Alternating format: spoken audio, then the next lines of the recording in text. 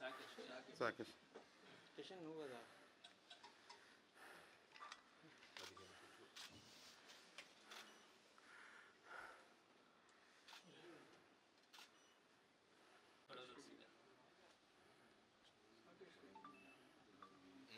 మారింది.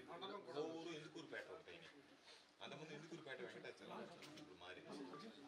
మొన్న రివైజ్ అయినాయి. దానికన్నా కొడవలూరు సర్కిల్ ఉంటుంది.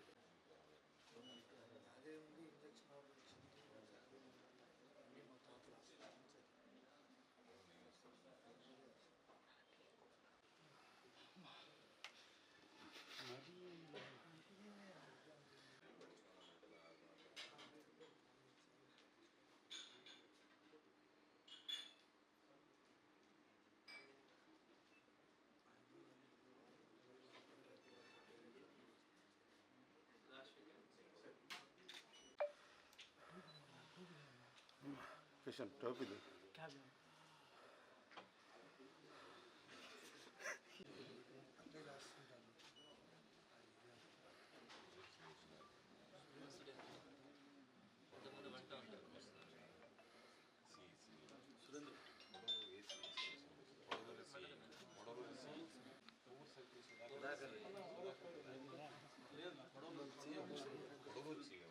కోవూరు సర్కిల్ అయితే కాదు.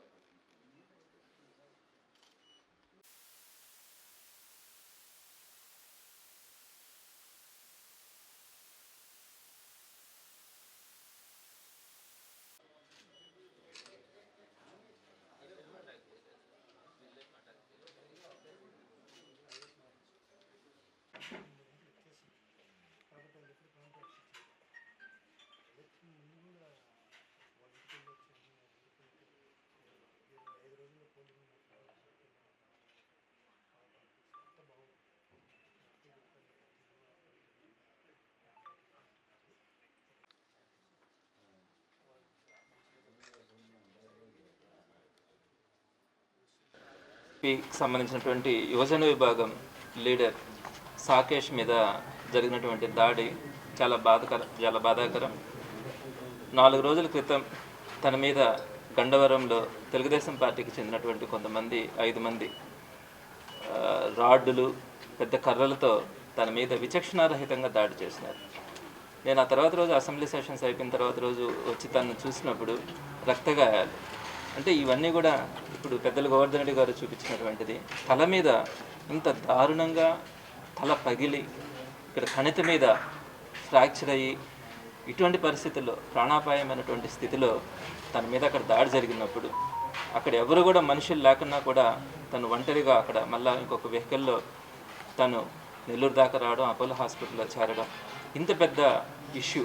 అంటే ఇక్కడ రక్తగాయాలతో ఏ విధంగా అపోలో హాస్పిటల్లో జాయిన్ అయినాడు కూడా తెలుస్తూ ఉంది.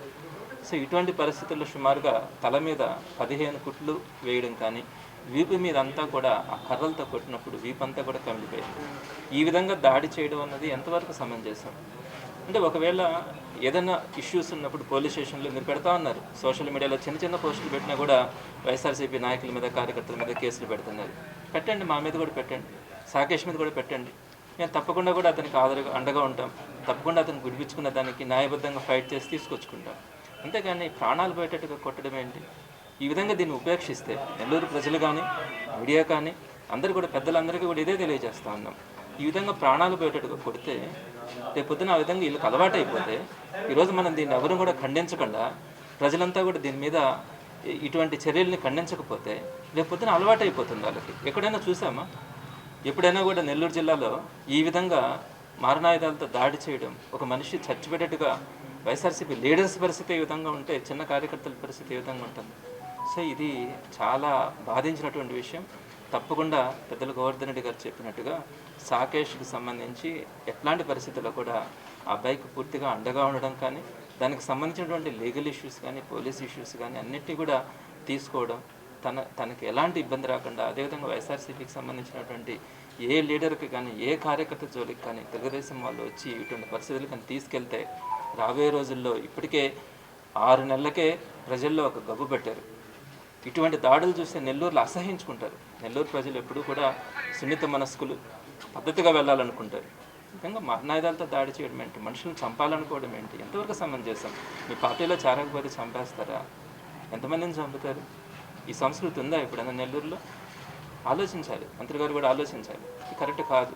ఈ విధంగా కనుక చేస్తే రాబోయే రోజుల్లో పెద్ద ఎత్తున మీ మీద తిరుగుబాటు చేయడం కూడా జరుగుతుంది, ప్రజలే చేయడం కూడా జరుగుతుంది. సో అందరికీ కూడా వైఎస్ఆర్సీపీ పార్టీ కార్యకర్తలకు కానీ, నాయకులకు కానీ అందరికీ కూడా చెప్తా ఉన్నాం, ఎలాంటి పరిస్థితుల్లో కూడా దీని గురించి కూడా మనం ఆలోచించాల్సిన అవసరం లేదు. జగన్మోహన్ రెడ్డి గారి దగ్గర నుంచి ప్రతి ఒక్కరు కూడా, పార్టీలో ఉన్నటువంటి ఏ ఒక్కరికి ఇబ్బంది కలిగినా కూడా ప్రతి ఒక్కరూ అండగా ఉంటాం, సపోర్ట్గా ఉంటాం. ఎంతకైనా కూడా మన పార్టీ కార్యకర్తలను కానీ, ప్రజలను కానీ కాపాడుకునే దాంట్లో అందరూ కూడా కలిసికట్టుగా ముందుకెళ్తామని మీ ద్వారా అందరికీ కూడా తెలియజేస్తాను.